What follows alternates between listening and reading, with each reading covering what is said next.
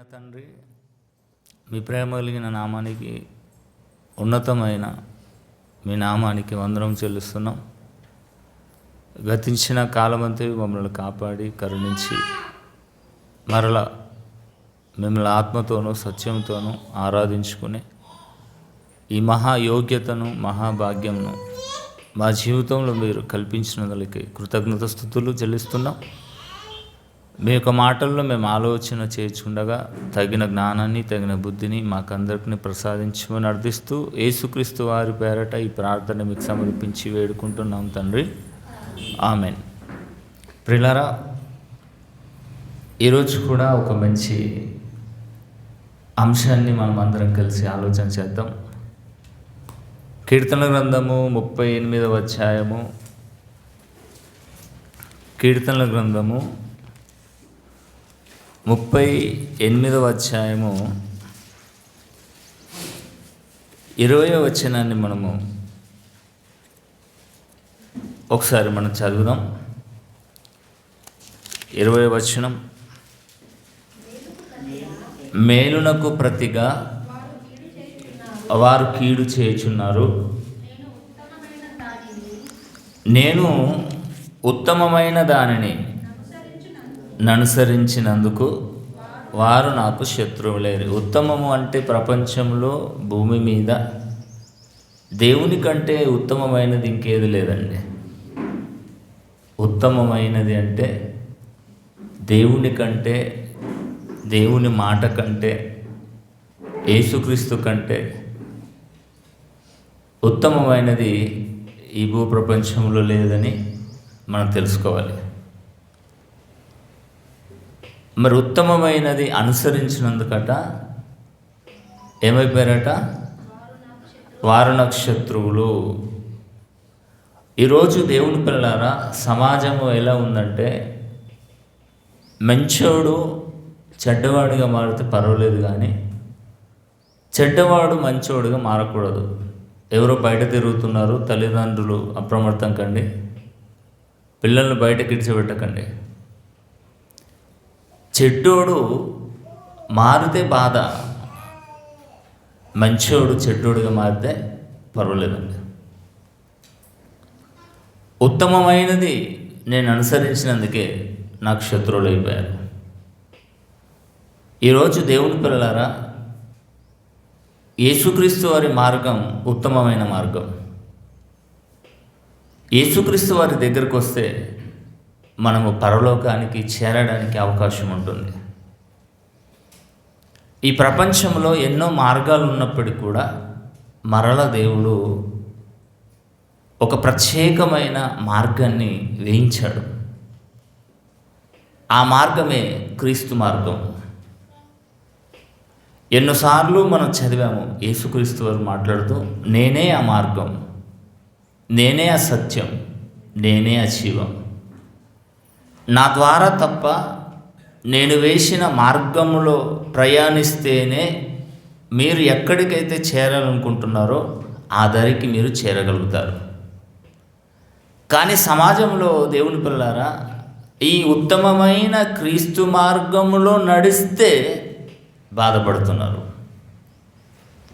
ఆవేదనకు గురవుతున్నారు, మనల్ని శత్రువులుగా చూస్తున్నారు, ద్వేషిస్తున్నారు. కొన్ని మాటలు గత వారంలో మనం నేర్చుకున్నాం. మనుషులను గూర్చి జాగ్రత్త సుమి అని అన్నాడు. మనం మంచిగా బ్రతికిన బాధే, మంచిగా బ్రతికితేనట ఏడుస్తారట, చెడ్డ పడుతానేమో అవమానిస్తారట, అవమాన పాలవుతాం. మరి ఎలా బ్రతకాలి? అందుకే దేవుడు కూడా ఏమన్నాడంటే, ఈ లోకము మూర్ఖమైనది, ఈ మూర్ఖమైన లోకంలో నుండి మీరు ప్రత్యేకింపబడాలి. పేతురు గారు ప్రసంగించిన ప్రసంగంలో అదే అర్థం అండి. మీరు మూర్ఖులైన తరమవారికి వేరై అని అన్నాడు. వేరై రక్షణలోకి రండి, అదే ఉత్తమమైన మార్గం. ఎందుకండి బాధ ఎందుకండి? ఈరోజు కుటుంబాలలో కూడానండి పైకి చెప్పుకోలేకపోతున్నాం, కానీ లోపల మాత్రం ఒత్తిడిని అనుభవిస్తున్నారు లేదు చెప్పండి, ప్రతి ఒక్క కుటుంబంలో. నేను ఒక మంగళ షాప్లోనండి, ఆయనకు దేవుడు అంటే ఇష్టం,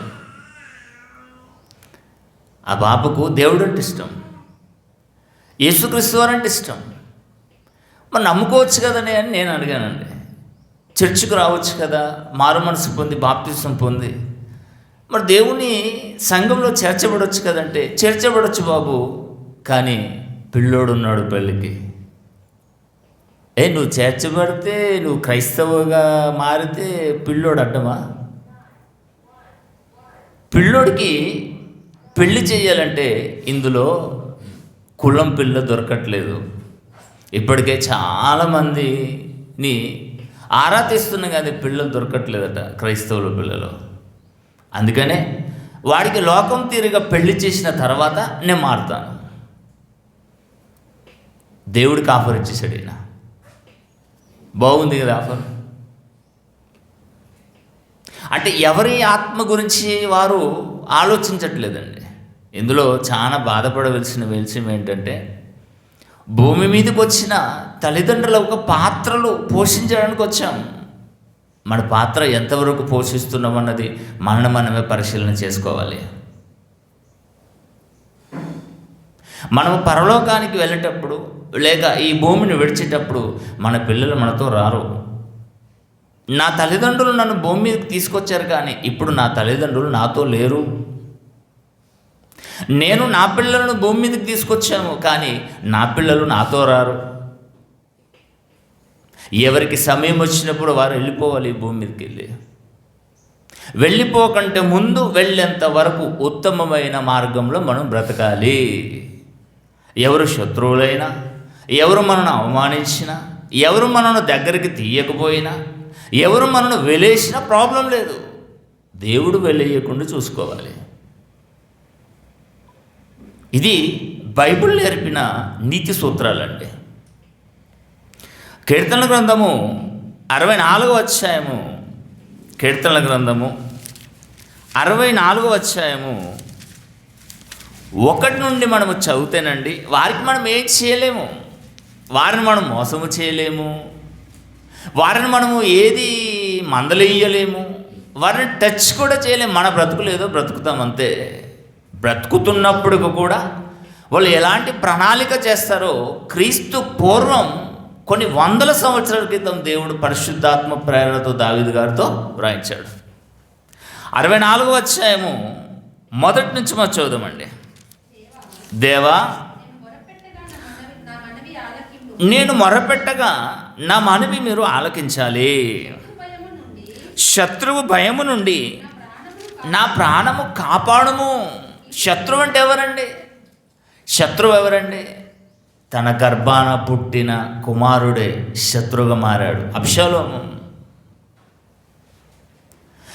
రాజు మంచి పరిపాలన చేయకూడదు, దోచుకోవాలి, మాన ప్రాణాలను దోచుకోవాలి. వాడే మించి ప్రతి సమాజానికి బరబ్బ లాంటి దొంగలే కావాలి, యేసుక్రీస్తు లాంటి మనుషులొద్దు. సమాజానికి ప్రాణాలు తీసే మతోన్మాదులే కావాలి, కానీ క్రీస్తును నమ్మిన, క్రీస్తును స్వీకరించిన క్రైస్తవులు మాత్రం వద్దండి. ఆనాడు కూడా దావీదు గారికి వచ్చిన దుర్స్థితి ఏంటంటే ఇదేనండి. చదవండి. దుష్టక్రియలు చేయువారి అల్లరి నుండి నన్ను దాచుము. ఒకడు కత్తికి పదన పెట్టినట్లు వారు తమ నాలుకలకు పదన పెట్టుదురు. మాట్లాడతారండి, ఉమ్మేస్తారండి, మన్ను పోస్తారండి, ఎన్నో మాటలు. 3వ వచనం, 4వ వచనం, యథార్థమంతులను కొట్టవలనని చాటైన స్థలములో చేదు మాటలు బాణములుగా సంధించుదురు. అంటే మాటలు ఏంటి? బాణాలు. మాటలు కత్తులండి, నాలుగనే కత్తులు అవసరం లేదు. ఇప్పుడు సానబెట్టడం అవసరం లేదు, నాలుకను సానబెడితే సరిపోతుంది.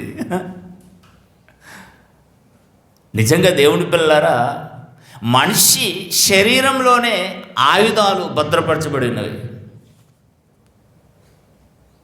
ఇంకేమంటుండే కింద చూడండి, వారు దురాలోచన దృఢపరుచుకొందురు, చాటుగా ఉరులు నొట్టుటకు యోచించుకొనుచు మనలను ఎవరు చూచెదరని చెప్పుకొందురు.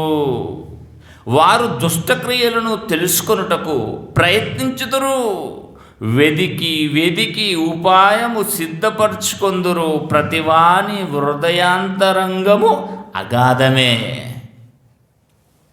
అగాధం అంటే పాతాళం, అంతే కదండి. అగాధములో మూలకు త్రోయబడ్డాడు ఎవరు? విరోధి. మరి ఈరోజు ఉత్తమ మార్గములో నడవని వారు, ప్రతి ఒక్కరి హృదయమట అగాధమట, పాతాళమే భద్రపరచబడి ఉంది అందులో. వీరు పాతాళానికి వెళ్ళడం అవసరం లేదు, వీరే ఒక పాతాళంగా మారిపోయారు, అగాధం. అంటే ప్రియమైన దేవుని పిల్లలారా, మంచోడు చెడ్డవాడిగా మారచ్చు, చెడ్డవాడు మంచోడిగా మారడం అసంభవం.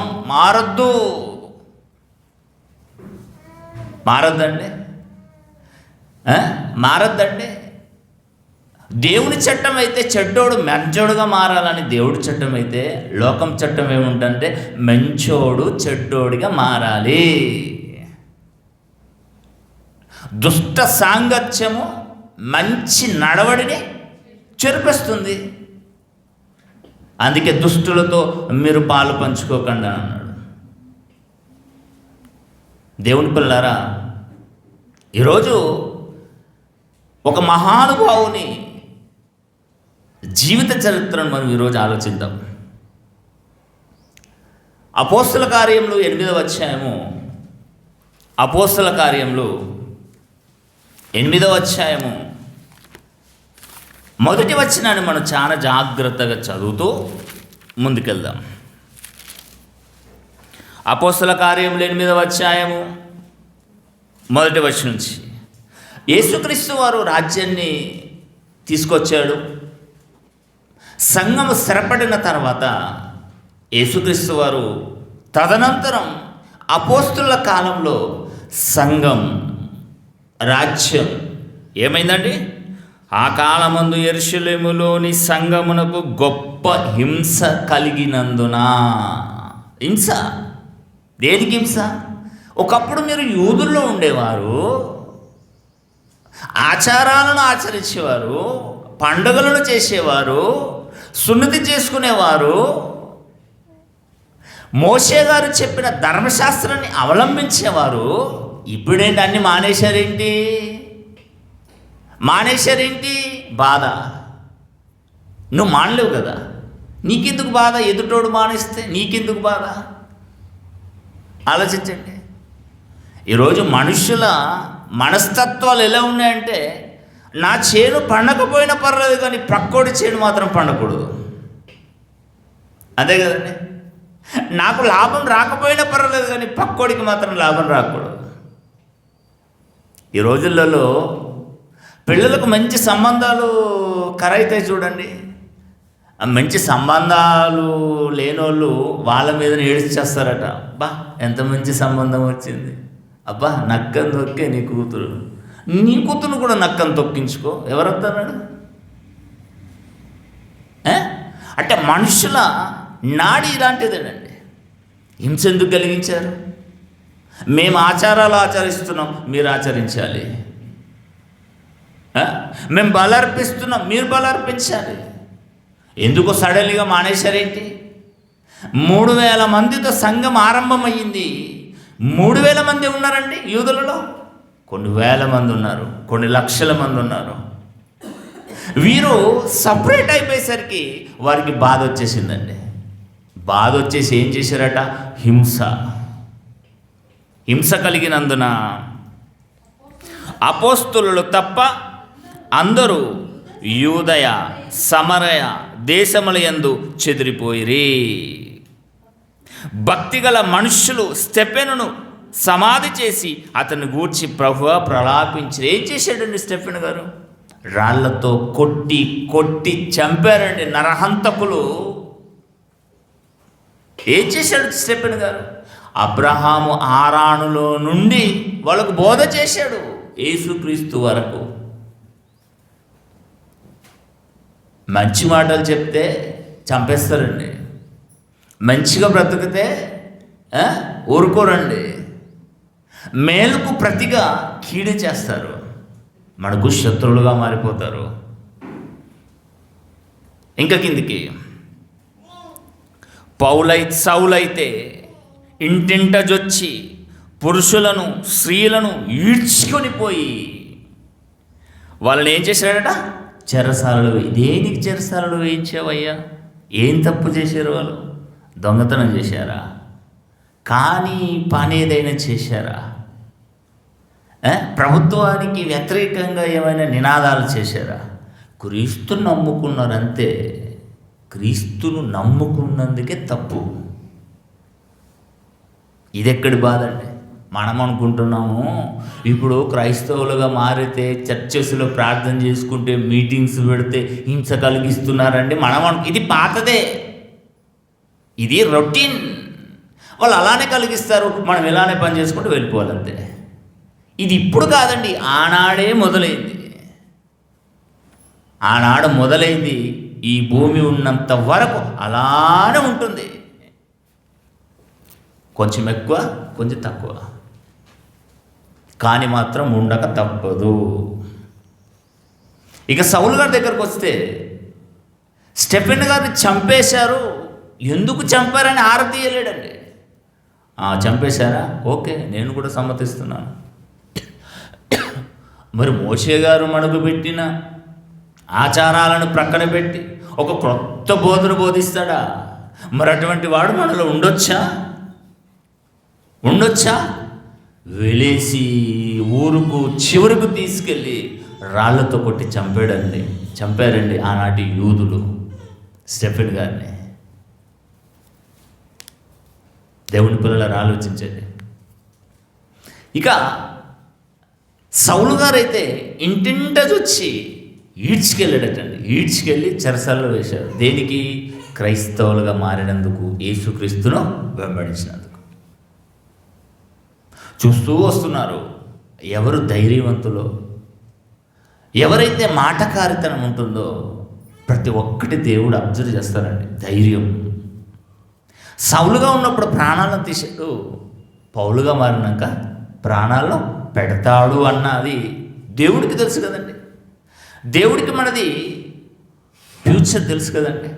మనం ఎలా మారిపోతామో, ఎలాంటి పరిస్థితుల్లో ఉంటామో దేవుడికి తెలుసు. అందుకనే దేవుడు ప్రతి ఒక్కరి అందరి జోలికి వెళ్ళాడండి. అక్కడక్కడ అన్నట్టుగా మనకు కనబడుతుంది. ఇక సౌలు గారిని పట్టేసుకోవాలి, సౌలు గారుని పౌలుగా మార్చాలి, అన్ని జనులకు నా కుమారుని సువార్తను తీసుకొని వెళ్ళాలి అన్న ప్రణాళిక తండ్రి కొడుకులు వేశారండి. తండ్రి, కుమార, పరిశుద్ధాత్మ. ఇక 9వ అధ్యాయం చూడండి. 9వ అధ్యాయం 1వ వచనం. సౌలు ఇంకను ప్రభు యొక్క శిష్యులను బెదిరించుటయు హత్య చేయుటయు తనకు ప్రాణాధారమైనట్టు ప్రధాన యాజకుల యుద్ధకు వెళ్ళి ఈ మార్గమందున్న పురుషులనైనను స్త్రీలనైనను కనుగొనిన ఎడల వారిని బంధించి యెరూషలేమునకు తీసుకొని వచ్చుటకు దమస్కులోని సమాజముల వారికి పత్రికలిమ్మని అడిగెను. సౌలును వాడుకుంటున్నారండి ఈ యూద మత ఛాందసవాదులు. సౌలు గారిని ఏం చేశారు తెలుసండి? ఒక మానవ బాంబుగా తయారు చేసేసారు, ఒక ఉన్మాదిగా మార్చేశారు. ప్రాణాలు తీస్తున్నాడంటే, ప్రాణాలు తీస్తేనట సౌలు గారికి ప్రాణాధారం అట. ప్రాణము దారము కావాలి, ప్రాణము హాయిగా ఉండాలంటే ప్రాణానికి ఏదైనా అవసరమైంది. ఇప్పుడు చలి పెడుతుందండి, దుప్పటి కప్పండి, హాయిగా ఉంటుంది. చలికాలము చలి నీళ్ళతో స్నానం చేయండి, బాగా బాధాకరంగా ఉంటుంది. అదే వేడి నీళ్ళతో చేయండి, ప్రాణం హాయిగా ఉంటుందండి. ఇటువంటి హాయితనం కావాలి. కానీ సౌలు గారికి ప్రాణాలు తీస్తేనే ప్రాణాధారం అంటే అలా మార్చేశారండి. ఆనాడు సౌలు, ఈరోజు చూడండి ఐసీసీ తీవ్రవాదులు 12 సంవత్సరాలు నిండగానే పిల్లలను అపహరించి మానవ బాంబులుగా, ఉన్మాదులుగా, హంతకులుగా, కిరాతకులుగా వాళ్ళని మార్చేస్తున్నారు. ఆనాడు సౌలును మార్చేశారండి. ఇక సౌలు పని ఏంటంటే, ఎక్కడ యేసుక్రీస్తు నమ్మారో, ఎక్కడైతే చర్చిలకు వెళ్తున్నారో వాళ్ళని ఈడవడము, చెరసాలలో బంధించడం, అదే పని అండి. ఆ పని చేస్తున్నప్పుడు అండి సౌలు గారికి డబ్బే డబ్బు. గుర్రాల మీద స్వారీ, చప్పట్టు ఇలా కొట్టగానే 10 మంది రావాలి, నవాబు. వీళ్ళు మాత్రం ప్రక్కన ఉంటారట, ముంగట పడ్డోని మూతిపండు రాలగొట్టినట్టుగా సౌలును అలా మార్చేశారండి. వారి మైకంలో ఉండిపోయాడు సౌలు. మందు పెట్టి మలుపుకుంటారట. నిజంగా అది నిజమేనండి. అత్త కోడళ్ళ మధ్య చిచ్చు. నా కొడుకును మందు పెట్టి మలుపుకున్నది నా కోడలని. ఏం మందు అండి? మాటనే మందు. మరి సౌలుకి ఏం మందు పెట్టారండి? ఆలోచించండి. మూఢనమ్మకాలు దేవుని పిల్లరా ఉన్మాదిగా మార్చేశారు సౌలు గారిని. ప్రాణాలు తీయడమే. క్రీస్తుని నమ్ముకున్నావా, ఈడ్చుకెళ్ళి చెరసాలలో వెయ్యడమే. చెడ్డోడు, యూదులకు మంచివాడు, ప్రాణాలు తీసేవాడే సమాజానికి అవసరం. బరబ్బలాంటోడు మాన ప్రాణాలు తీయడమే సమాజానికి ఇష్టం. మంచోడు చెడ్డోడుగా మారాలి, చెడ్డోడు మంచోడుగా మారడానికి వీలు లేదు. అలాంటి సమాజం ఆనాడే ఆరంభమైంది. మరి అక్కడ నుండి ఇప్పటి వరకు ఇంకా నిజంగా సారా స్థాయికి ఎక్కిపోయింది. ఇలాంటి పరిస్థితులు ఉంటున్న మనం ఎంత బహుజాగ్రత్తగా ఉండాలండి. ఎంత జాగ్రత్తగా మన కుటుంబాలను, మన పిల్లలను కాపాడుకోవాలండి. నిర్లక్ష్యం చేశారా, గద్దొచ్చి అందుకుపోయినట్టు అందుకుపోతుంది. ఆ తర్వాత నోరెళ్ళ పెట్టిన ప్రయోజనం లేదు, నోట్లో రెట్టబడుతుంది. కనుక ఇక సమాజ మందిరంలోకి వెళ్ళేసి, ఇంటింటికి వెళ్ళేసి, క్రైస్తవులు ఉన్నారు దమస్కులో, వాళ్ళని ఈడ్చి చెరసాలలో వెయ్యు, నాకు పర్మిషన్ కావాలి. ఆ పర్మిషన్కు పత్రికలు తీసుకురావడానికి వెళ్ళాడండి. అప్పుడు దొరికాడండి. షాట్ కొట్టాడంటే మళ్ళీ తిరిగి లేవలేడు. దేవుని దెబ్బ అలా ఉంటుందంటే. దేవుని పిల్లారా, ఊరికినే మార్చచ్చు కదా నార్మల్గా. లేదు, ఉన్మాదిగా మారిపోయాడు. హంతకుడు, క్రిమినల్. ఎలా విన్ని మార్చాలి అంటే, గుర్రం మీద పరిగెత్తుతున్నాడు, గుర్రం మీద స్వారీ చేస్తున్నాడు. హఠాత్తుగా ఒక వెలుగు వచ్చేసిందండి. చూడండి కిందికి 3వ వచనం. అతడు ప్రయాణము చేయుచు దమస్కు దగ్గరకు వచ్చినప్పుడు అకస్మాత్తుగానే రావాలి ఈ సుంటోళ్లకు. అకస్మాత్ మరణాలు, అకస్మాత్తుగా రోగాల బారిన పడతారండి దరిద్రులు. ఆకాశం నుండట అకస్మాత్తుగా ఏమొచ్చింది? ఒక వెలుగు అతని చుట్టూ ప్రకాశించెను. అప్పుడు అతడు ముందుకు వెళ్ళలేడు, వెనుకకు వెళ్ళలేడు, నేలను బోర్ల పడ్డాడండి అమాంతం. అప్పుడు అతడు నేల మీద పడి సౌలా సౌలా నేల మీద పడ్డాడు. ఇక ఎటు వెళ్ళలేడు. ఇప్పుడే నా మాట వింటాడు. ఇప్పుడు చూడండి, ఒకడు మంచం ఎక్కుట వలన వాడట సరి చేసుకుంటాడట. యోబు గ్రంథంలో ఉంది తెలుసండి. బీమారైపోయిన రోగగ్రస్తుడైన తర్వాత అప్పుడు దేవుడు గుర్తుకొస్తాడు, దేవుడు మాటలు గుర్తుకొస్తాయి. నా కోసం ప్రార్థన చేయండి అంటారు. బాగున్నాడు అనుకుని వీడు పట్టుకోలేం మనం. అందుకే దేవుడు అప్పుడప్పుడు ఇట్లా పిన్ డ్రాప్ వేసినట్టు వేస్తాడు. ఇలా వేసేసరికి రోగగ్రస్తులు అయిపోతారు, మంచం పాలైపోతారు, లేవరిగా. అప్పుడు మంచం మీద పడ్డ తర్వాత అప్పుడు దేవుని మాటలు మన దగ్గర తీసుకెళ్తాడు. మారుతావా మారు, లేకపోతే ఇలానే నువ్వు ఎత్తబడతావు. ఎక్కడికి? నరకానికి. సౌలా సౌలా నీవేళ నన్ను హింసించుచున్నావని అతనితో ఒక స్వరము పలుకుట వినను. 5వ వచనం, ప్రభువా నీవెవరు?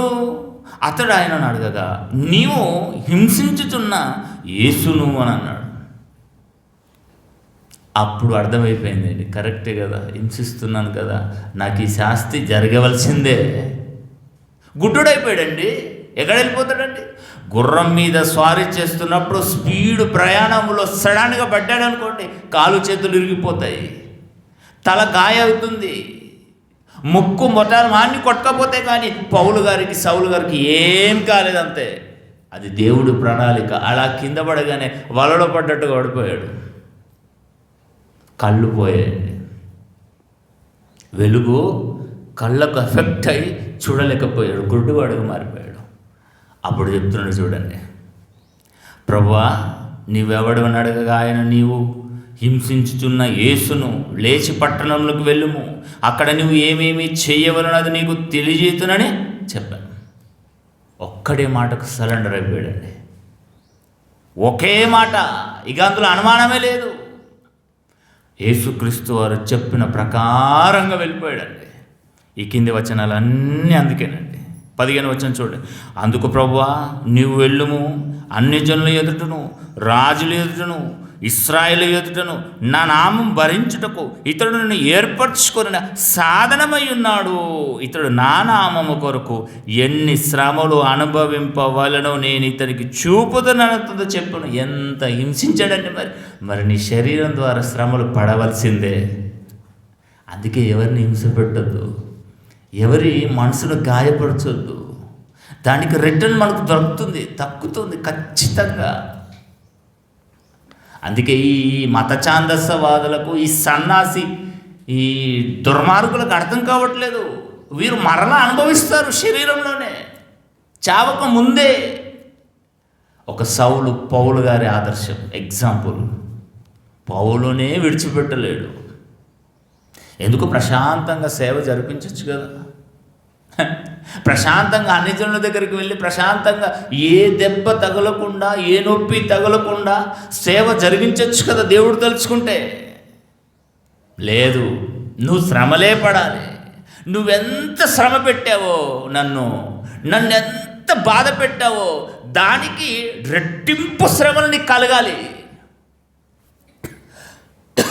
అదండి టార్గెట్. తెలుసండి, రెట్టింపు శ్రమలండి. యేసుక్రీస్తు వారి కంటే రెట్టింపు శ్రమలు పౌలు గారు పడ్డాడండి తన జీవితంలో. ప్రేమైన దేవుని పిల్లలారా, బాగుంది. యేసుక్రీస్తు వారు చెప్పిన ప్రకారంగా ఒకే మాటకు సరెండర్ అయ్యాడు. చెడ్డోడు మంచోడుగా మారిపోయాడండి. అంతే కదండి, అంతే కదండి. 10వ వచనం చూడండి. దమస్కులో అననీయ అను ఒక శిష్యుడు నేను ప్రభు దర్శనమందు అననీయ అని అతను పిలవగా అతడు, ప్రభువా ఇదిగో నేనున్నానను. అందుకు ప్రభు నీవు లేచి తిన్ననబడిన వీధికి వెళ్ళి యూదా అనువాని ఇంట తార్సువాడైన సౌలు అనువాని కొరకు విచారించుము. ఇదిగో అతడు ప్రార్థన చేయుచున్నాడు. అతడు అననీయ అను ఒక మనుష్యుడు లోపలికి వచ్చి తాను దృష్టి పొందినట్లు తల మీద చేతులుంచుట చూచి ఉన్నాడని చెప్పాను. అందుకు అననీయ అంటున్నాడు, ప్రభువా సౌలు గురించి మాట్లాడుతున్నావా? నేను వెళ్ళిపోతే నన్నే చంపేస్తాడు సుమా అని భయపడిపోతున్నాడండి. అననీయ గారు భక్తుడు కదండి, క్రైస్తవుడు కదండి. అప్పుడు దేవుడు ఏమంటాడు చూడండి, ప్రభు ఏమంటాడు చూడండి. 13వ వచనం. అందుకు అననీయ, ప్రభువా ఈ మనుష్యుడు యెరూషలేములో నీ పరిశుద్ధులకు ఎంతో కీడు చేసి ఉన్నాడని అతను గూర్చి అనేకుల వలన నేను విన్నాను.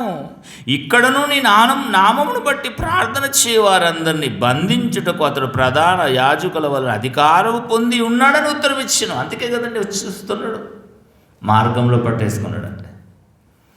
అప్పుడు అందుకు ప్రభువు నువ్వు వెళ్ళుము, అన్యజనులకు ఎదుటను, రాజుల ఎదుటను, ఇశ్రాయేలు ఎదుట నా నామం బలించుటకు ఇతడు నేను ఏర్పరచుకొనిన సాధనమై ఉన్నాడని, ఇతడు నా నామము కొరకు ఎన్ని శ్రమలను అనుభవించవలనో నేను ఇతనికి చూపుదనని అతనితో చెప్పాను. యేసుక్రీస్తు వారి గురించి ఇతను పనిచేస్తాడు. ఇన్ని రోజులు యూదుల ఏజెంట్గా నువ్వు పనిచేసావే, మతోన్మాదిగా పనిచేసావే, ఉన్మాదిగా పనిచేసావే, ప్రాణాలను తీసావే. ఇప్పుడు ప్రాణాలు పెట్టడానికి నేను అపాయింట్ చేశాను. స్పెషల్ అపాయింటెడ్ 13వ అపోస్తలుడైన పౌలు గారే, 13వ నెంబర్, 17వ వచనం. అననీయ వెళ్ళి ఆ ఇంట ప్రవేశించి అతని మీద చేతులుంచి, సౌలా, ఓ సహోదరుడా, నీవు వచ్చిన మార్గంలో నీకు కనబడిన ప్రభువైన యేసు నీవు దృష్టి పొంది పరిశుద్ధాత్మతో నింపబడినట్లు నన్ను పంపి ఉన్నాడని చెప్పాను. అప్పుడే అతని కన్నుల నుండి పొరల వంటివి రాలగా దృష్టి కలిగి లేచి బాప్తీసము పొందెను. మొట్టమొదట బాప్తీసం ఆహారం కాదు. బాప్తిస్మానికి ఎవరైతే ఏంటండి పండుగలని పబ్బాలని టైం అని పెడుతున్నారో వారికే చాలా ప్రమాదం. ఎందుకంటే సౌలు గారి జీవితంలో అదే జరిగింది. మొట్టమొదటి ఏం చేశాడట? క్రీస్తును సురక్షితంగా అంగీకరించాడు.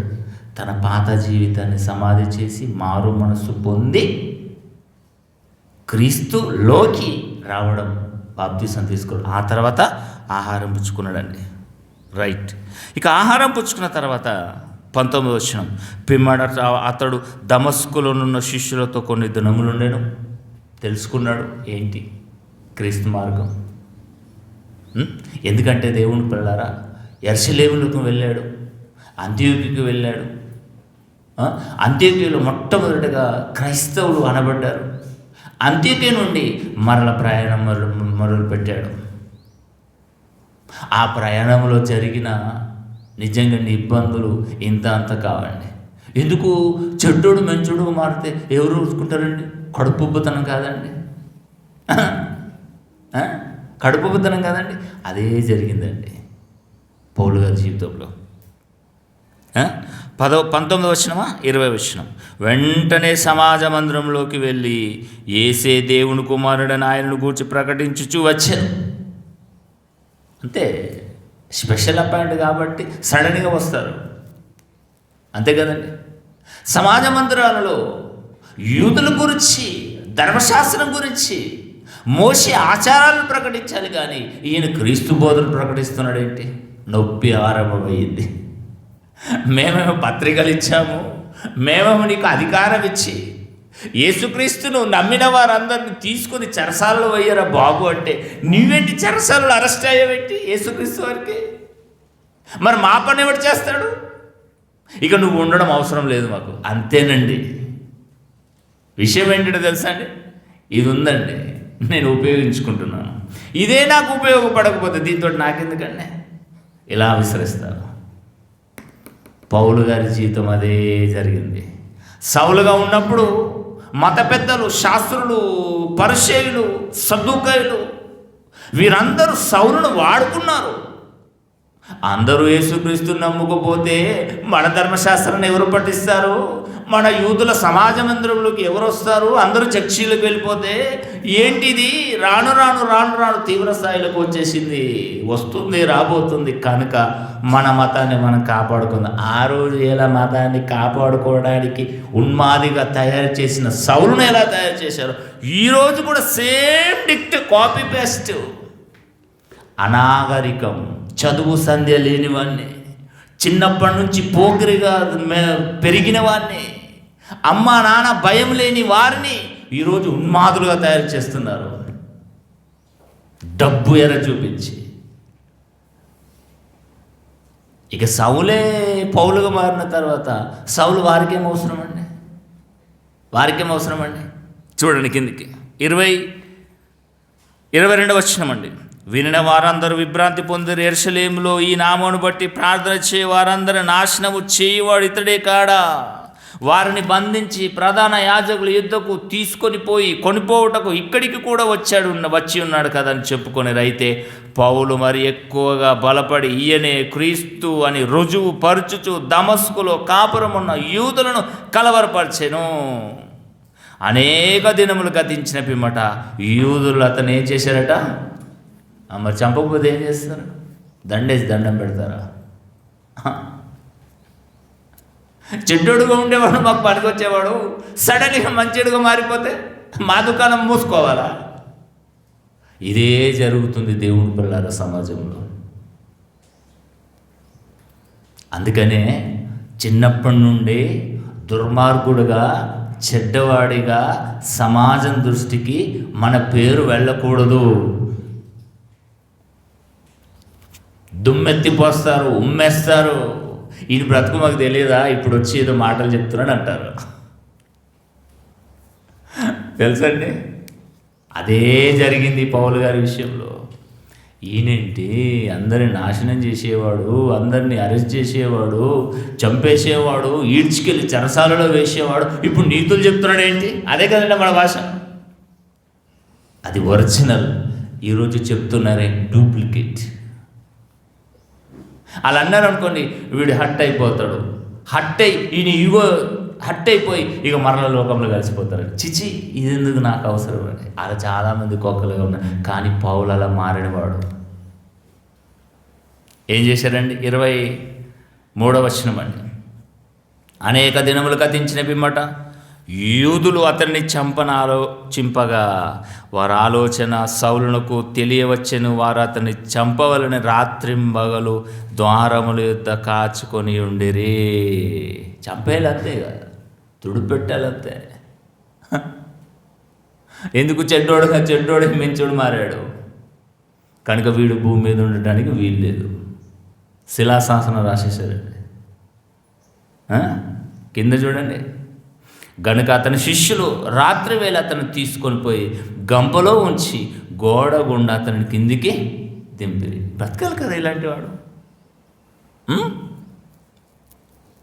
13వ అధ్యాయం 42-43 అదే అపొస్తల కార్యములు. ఎన్ని బాధలండి, ఎన్ని కుట్రలండి. 13వ అధ్యాయము 42-43 త్వరగా చూద్దాం. వారు సమాజ మందిరంలో నుండి వెళ్ళుచుండగా ఈ మాటలను మరుసటి విశ్రాంతి దినమున తమతో చెప్పవాలని జనులు వేడుకొని మంచివారు. కానీ కొందరున్నారే, సమాజ మందిరంలోని వారు లేచిన తర్వాత అనేకులు యూదులను, భక్తిపరులైన యూదయ మత ప్రవిష్టులను, పౌలును, బర్నబాను వెంబడించిరి. వీరు వారితో మాట్లాడుచు దేవుని కృపయందు నిలకడగా ఉండవలని వారు హెచ్చరించిరి. మరుసటి విశ్రాంతి దినమున దాదాపుగా ఆ పట్టణమంతయు దేవుని వాక్యం వినుటకు కూడి వచ్చిరి. అందరూ మంచోలుగా మారిపోతున్నారు. ఈ ధర్మశాస్త్రాన్నంతా విడిచిపెట్టి, మోషే గారి ఆచారాన్ని విడిచిపెట్టి యేసుక్రీస్తుని వెంబడించడానికి వెళ్ళిపోతున్నారు. ఇదెలా సాధ్యం? మన సమాజ మందిరాలన్నీ గో అన్నీ ఖాళీ, చర్చలు నిండిపోతాయి. ఇదేలా సాధ్యం? అందుకని ఏం చేశారంటండి? 45 యూదులు జనసమూహములు చూచి మత్సరముతో నిండుకొని దూషించుచు పౌలు చెప్పిన వాటికి అడ్డము చెప్పిరి, ఆరంభించారు. వీరందరూ క్రైస్తవులుగా మారిపోతే మరి మా దుకాణంలోకి ఎవరు వస్తారో? ఇదే బాధ అండి.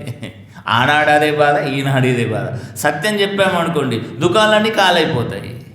మరి దుకాణం కాలైపోతే నా కడుపులో నిండాలి.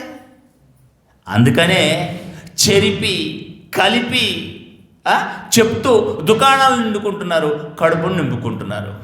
ఆ రోజు యూదులు చేసిన పని ఈరోజు వీరు చేస్తున్నారు. 14వ అధ్యాయం 4-5 వచనాలు. 14వ అధ్యాయము 4-5-6 వచనాలండి. ఆ పట్టణము జనసమూహములో భేదములు పుట్టగా కొందరు యూదుల పక్షముగా, కొందరు అపోస్తలుల పక్షముగా ఉండిరి.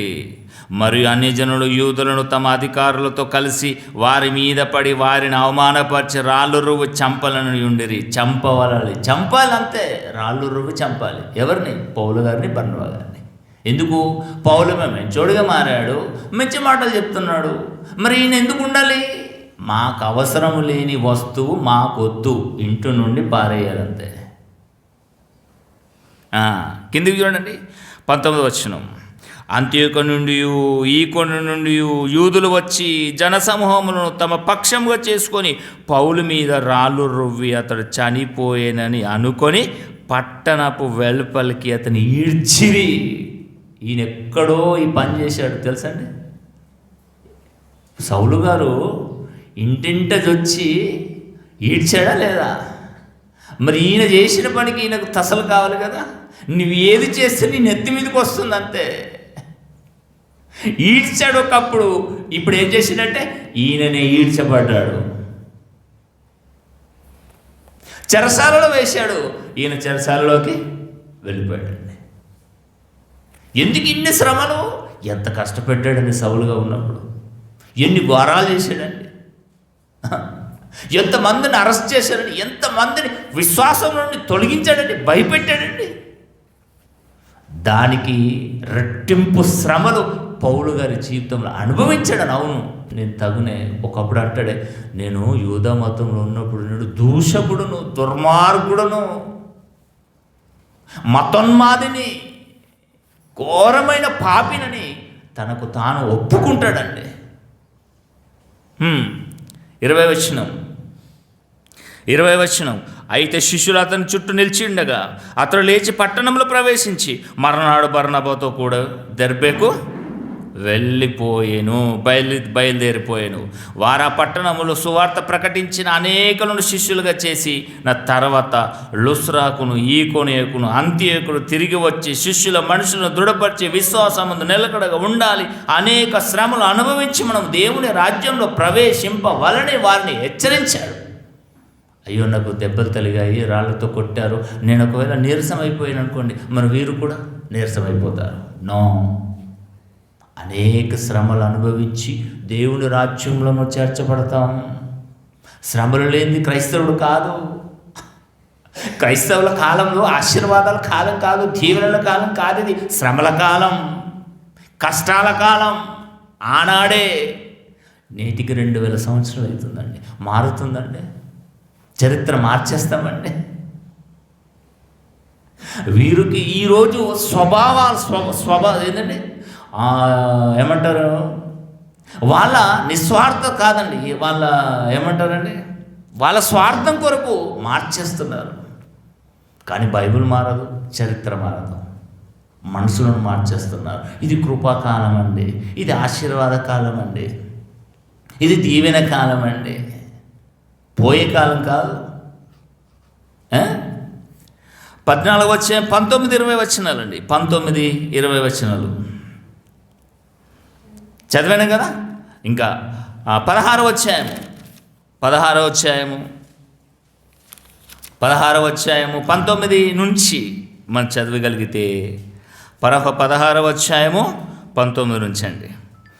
ఆమె యజమానులు తమ లాభ సాధనము పోయినని చూచి పౌలును శీలను పట్టుకొని గ్రామపు చావిడిలోనికి అధికారులు ఎదుకు ఈడ్చుకొని పోయి, ఈడవడమే.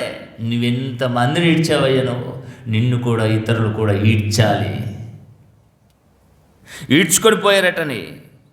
అంతటా న్యాయాధిపతుల యొద్దకు వారిని తీసుకొని వచ్చి, ఈ మనుషులు యూదులయ్యుండి రోమీలమైన మనం అంగీకరించుటకునైనను చీటకైనను కూడని ఆచారములు ప్రచురించుచు మన పట్టణమును గలిబిలి చేయుచున్నారని చెప్పిరి. అంటే రోమ ప్రభుత్వం కదండి, ప్రభుత్వానికి వ్యతిరేక కార్యకలాపాలు ఎవరు చేసినా చాలా శిక్షలు పడతాయండి.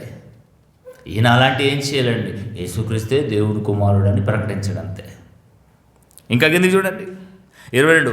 అప్పుడు జనసమూహము వారి మీదికి దొమ్మిగా వచ్చెను. న్యాయాధిపతులను వారి వస్త్రము లాగివేసి వారిని బెత్తములతో కొట్టవలనని ఆజ్ఞాపించి వారు చాలా దెబ్బలు కొట్టిన తర్వాత వారిని చెరసాలలో వేసి భద్రము కనిపెట్టవలని చెరసాల నాయకునికి ఆజ్ఞాపించి, ఈయన ఎంతమందిని చెరసాలలో వేశాడంటే ఈయన చేతులతో. ఈయన చేతులు ఎంతమందికి బేడీలు వేసాడంటే మరి ఈయనకు బేడీలు పడొద్దా? ఈయన కాళ్ళకు బోండాలు దిగుపెట్టద్దా? ఎంతమందిని కొట్టాడో మరి ఈయన కొట్టబడద్దా? అదండి సేవ, మజా ఉంటుంది. 20వ అధ్యాయం 3వ వచనం, 20వ అధ్యాయము 3వ వచనం అండి. 20వ అధ్యాయము 3వ వచనం. అతడు అక్కడ 3 నెలలు గడిపి ఓడ ఎక్కి సిరియాకు వెళ్ళవలని ఉండగా అతని విషయమై యూదులు మరలా ఎక్కడ దొరుకుతాడో ప్రయాణాలు చేస్తున్నాడు కదా, సువార్త పని మీద ప్రయాణం చేస్తున్నాడు కదా, ఏ ప్రయాణము ఎక్కడ దొరుకుతాడో స్పాట్ పెట్టి చంపాలంతే. కుట్రలు, కుతంత్రాలు. ఆయన దేవుడు ఆయన పని పూర్తయ్యేంత వరకు ఎవరి చేతికి అప్పగించలేడండి. చివరికి అరెస్ట్ అయ్యాడండి. 20వ అధ్యాయం 18వ వచనం అండి. 20వ అధ్యాయము 18వ వచనము, 20వ అధ్యాయము 19వ వచనం, 18. వారు తమ యుద్ధకు వచ్చినప్పుడు వారితో ఇట్లనెను, నేను ఆసియాలో కాలు పెట్టిన దినం నుండి ఎల్లకాలం ఈ మధ్య ఎలాగ నడుచుకుంటునో మీరే ఎరుగుదురు. యూదుల కుట్రల వలన నాకు శోధనలు సంభవించాయి. శోధనలు ఎలా సంభవించాయి? యూదుల కుట్ర. అంటే నేను చెడ్డోడుగా ఉన్నప్పుడు నన్ను ప్రశంసించారు, నేను మంచోనిగా మారిన తర్వాత నా మీద కుట్ర చేశారు. బెత్తాలతో కొట్టారు, రాళ్ళతో కొట్టారు, చెరసాలలో వేయించారు. ఇవన్నీ కుట్రలేనండి. ఎందుకు ఎంత బాధ ఎందుకు వచ్చింది పౌలు గారికి? సౌలుగా ఉంటే ఏ బాధ లేదు, పౌలుగా మారాడు కదా బాధలు. అంటే వీటన్నిటిని బట్టి మన జీవితాన్ని ఒకసారి తెర మీదకి ఎక్కిస్తే ఎలా ఉంటుందండి? లోకంలో ఉన్నప్పుడు మనం ఎలా ఉండేవారు అండి? క్రీస్తులోకి వచ్చిన తర్వాత ఏదైనా చేంజెస్ అయ్యిందా, లేకపోతే అంతేనా? బ్రిటానియా 50-50 లాగా, గోడ మీద పిల్లలాగా ఎక్కడున్నా అంతే. మన జీవితం మారకపోతే ఇంకెందుకండి క్రైస్తవ వచ్చి అన్నట్టుగా. 21వ అధ్యాయం 17 అండి. 21-17 వచనం. యెరూషలేముకు వచ్చేసాడండి. 3వ ప్రయాణంలో యెరూషలేముకు వచ్చేసాడు. పనంతా అయిపోయింది, తిరిగి వచ్చాడండి. ఎందుకంటే ఈయన బంధింపబడాలి. తెలుసా అండి? బంధింపబడాలన్న మాట అక్కడనే చెప్పాడండి. ఇందాక చదివామే 20వ అధ్యాయము 22వ వచనం అండి. 20వ అధ్యాయము 22వ వచనం. ఇదిగో నేను ఇప్పుడు ఆత్మయందు బంధింపబడిన వాడన యెరూషలేమునకు వెళ్ళుచున్నాను. అక్కడ నాకు ఏమేమి సంభవించునో తెలియదు కానీ బంధకములను శ్రమలను నా కొరకు కాచుకొని ఉండమని పరిశుద్ధాత్మ ప్రతి పట్టణములో నాకు సాక్ష్యం ఇచ్చుచున్నాడని తెలియను. డిసైడ్ అయిపోయాడు, నా చేతుల నుంచి ఎంతమందిని చంపానో నేను కూడా చావాలి కదా, ప్రాణానికి ప్రాణం. ఇంకేమంటే చూడండి కిందికి 26. అయితే దేవుని కృప సువార్తను గురించి సాక్ష్యం ఇచ్చుటయందు నా పరుగును నేను ప్రభువైన యేసు వలన పొందిన పరిచర్యను తుదముట్టింపవలనని నా ప్రాణమును నాకెంత మాత్రము ప్రియమైనదిగా ఎంచుకొనట లేదు. ఆయన ఎప్పుడైతే సౌలా అని పిలిచినప్పుడు, ఎవరు నీవు అన్నప్పుడు, నీవు హింసించుతున్న యేసును అనగానే అప్పటికి కళ్ళు తెరుచుకున్నాడండి, సరెండర్ అయిపోయాడు. ఆనాట నుండి తిరిగి ఆయన చనిపోయేంత వరకు ఒకే నినాదం, నా ప్రాణంను సైతం పెట్టడానికి సిద్ధంగా ఉన్నాను. ఇదండి తెగింపు, ఇదంటే మంచితనం. అంటే 21వ అధ్యాయము 8వ వచనం అండి.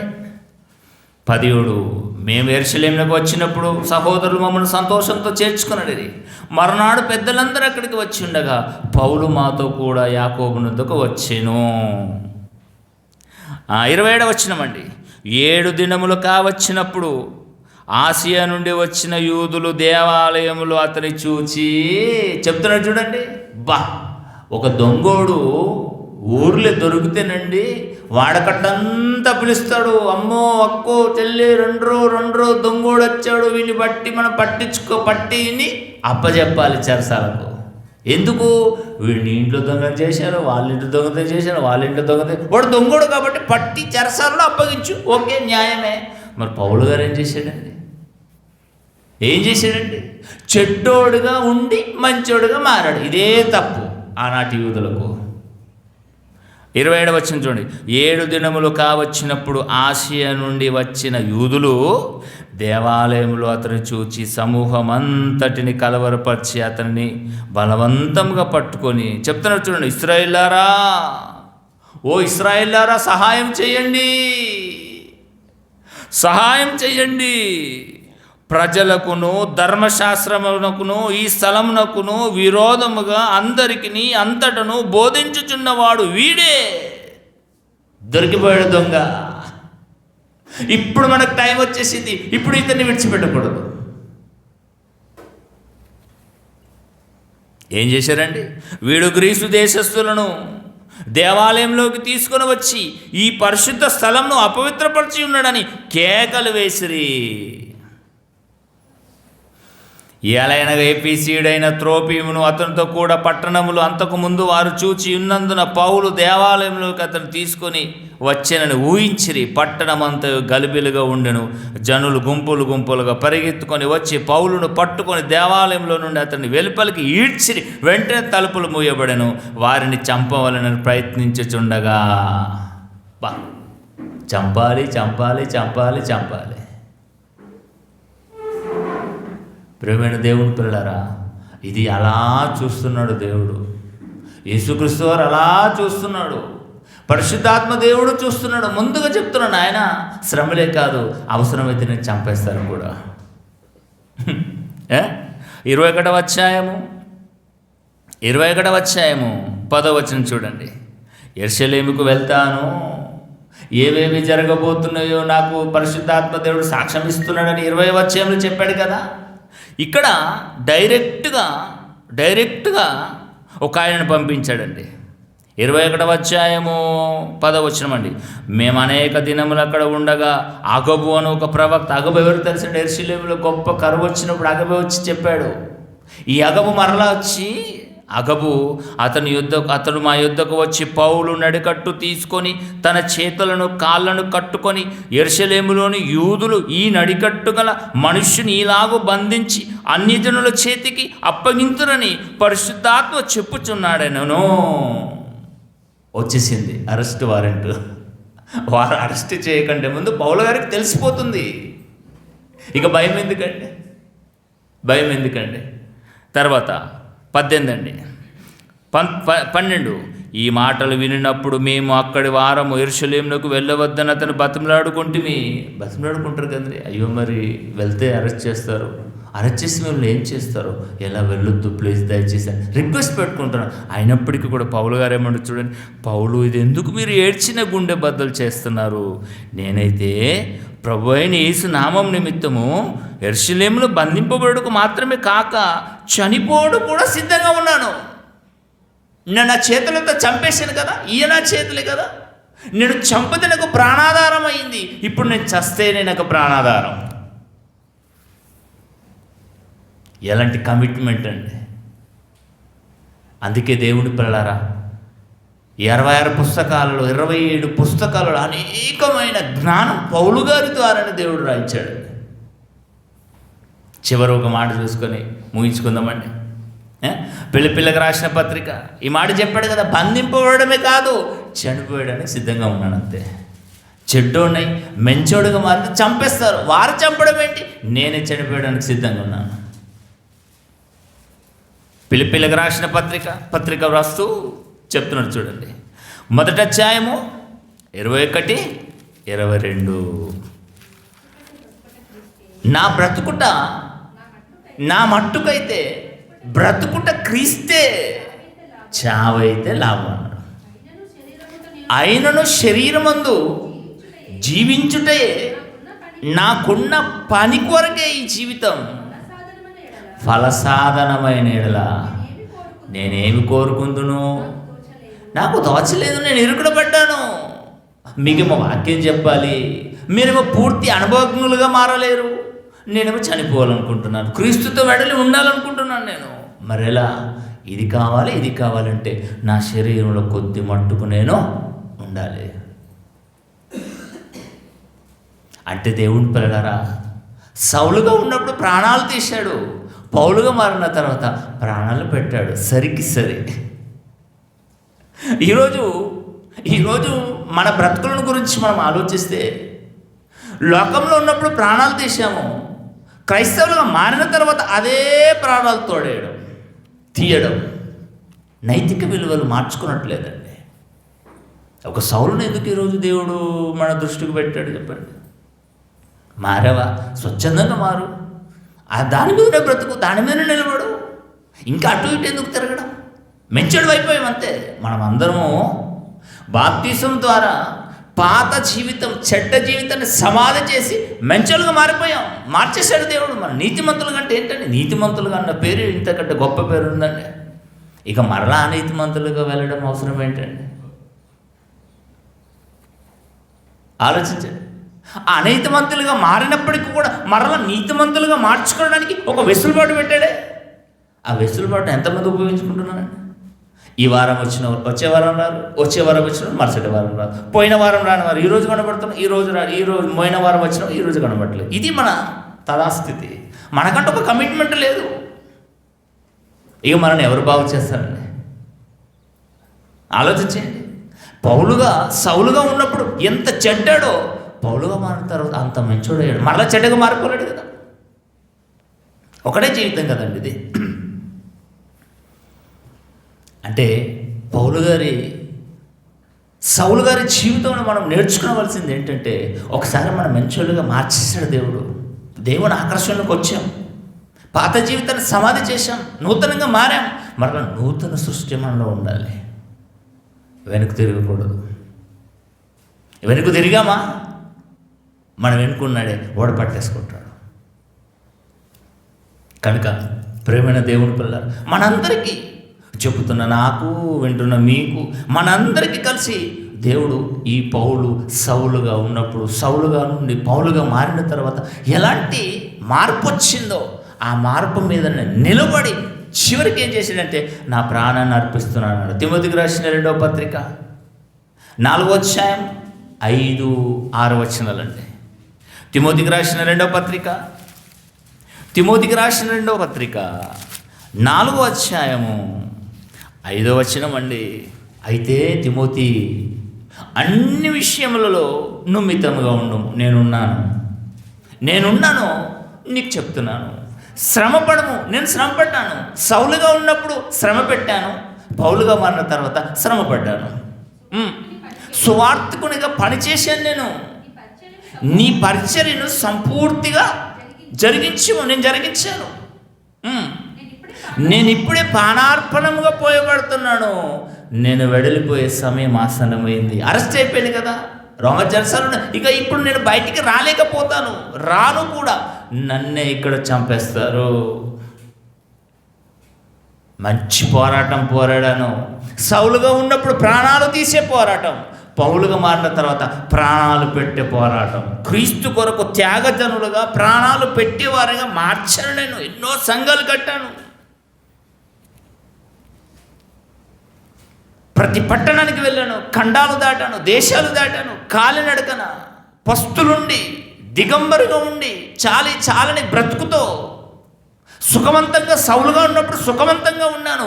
పౌలుగా మారిన తర్వాత అన్ని కష్టాలే, ఉపవాసాలతో. ఒక లిస్టే ఉంటుంది కదండి, కొరింథీయులకు రాసిన 2వ పత్రిక లిస్టు చూడండి.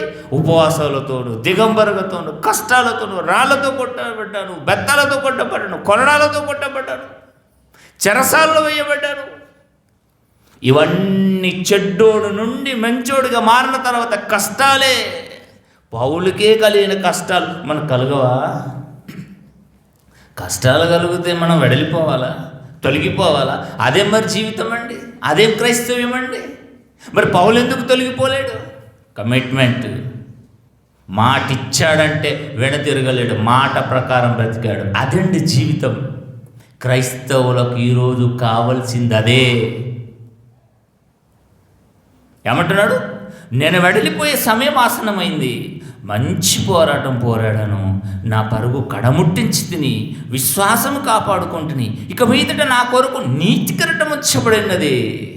పరదేశి, ఆ తర్వాత పరలోకం. క్రీస్తుతో వెడలిపోయే, క్రీస్తుతో కూడా నేను వెడలిపోయి, శరీరంతో వెడలిపోయి క్రీస్తుతో ఉండాలనుకుంటున్నానే అని కోరిక కలిగిందని. ఈరోజు మనకి ఎవరికైనా కోరిక ఉంటుంది, అయ్యో నేను పోతే నా భార్య ఎట్లా, నేను పోతే నా పిల్లలు ఎట్లా, నేను పోతే నా ఇల్లు ఎట్లా అని మనం అనుకుంటాం. కానీ పౌలు గారు ఏమన్నాడు తెలుసా? నేను నా మట్టుకు బ్రతుకుతా క్రీస్తే, చావైతే మరి లాభం అన్నాడు. ఇది బైబిల్ నుండి నీతి సూత్రాలు నేర్పిస్తుంది. బైబిల్ విదేశీ పుస్తకం అంటారు ఏంటి, మత గ్రంథం అంటారు ఏంటి? యేసుక్రీస్తు మార్గం ఉత్తమమైన మార్గం. పాఠ్యభాగం చదవండి, కీర్తన గ్రంథము 38వ అధ్యాయము 20. కీడునకు మేలునకు ప్రతిగా కీడు చేస్తారు. చెడ్డోడిగా మారి మంచోడిగా మారితే, చెడు నుండి మంచిగా మారితే మనకందరికీ కష్టాలే. రానివ్వండి, ప్రాబ్లం లేదు. వస్తే కష్టాలు మనం ఏం చేస్తాడండి? తీస్తే ప్రాణం తీస్తుంది, అంతే కదండి. ప్రాణాలు పెట్టడానికే బాప్తీసము తీసుకొని బయటకు వచ్చినప్పుడే కమిట్మెంట్ ఇచ్చేసాం. నా చావు మూలంనైనా సరే, నా బ్రతుకు మూలంనైనా సరే క్రీస్తును నేను సంతోషపెట్టాలి. అంతేనా? అందరూ అలానే తీసుకుని, నేనైతే అలానే తీసుకున్నాను బాప్తీసం. మీరు ఎలా తీసుకున్నాను? అంతే కదండి. Very nice. కనుక ప్రేమైన దేవుడి పిల్లారా, పౌలు సౌలుగా ఉన్నప్పుడు ఎలా బ్రతికాడు, పౌలుగా మారిన తర్వాత ఎలా బ్రతికాడు? సౌలుగా ఉన్నప్పుడు చెడ్డగా ఉన్నాడు, పౌలుగా మారాడు, మంచోడిగా మారాడు. మంచోడిగా మారాడని అవార్డు ఇవ్వాలి కదండి, రివార్డులు ఇవ్వాలి కదండి, ప్రశంసించాలి. కానీ తామరపత్రాలు ఇవ్వాలి కదండి. మన స్వతంత్ర సమరయోధులకు తామరపత్రాలు ఇచ్చారండి, సీనియర్ సిటిజన్షిప్. మరి పౌలు గారికి ఏది? పౌలు గారికి ఏది? కష్టాలు, కలతలు, కన్నీళ్ళు, ఉపవాసాలు, దిగంబరత్వం, బెత్తాలతో కొట్టబడ్డాడు. వాడపగిలి అపాయం, ప్రమాదాలు, స్వజనుల ఆపదల. కొరింథీయులకు రాసిన 2వ పత్రిక ఎక్కడుందండి?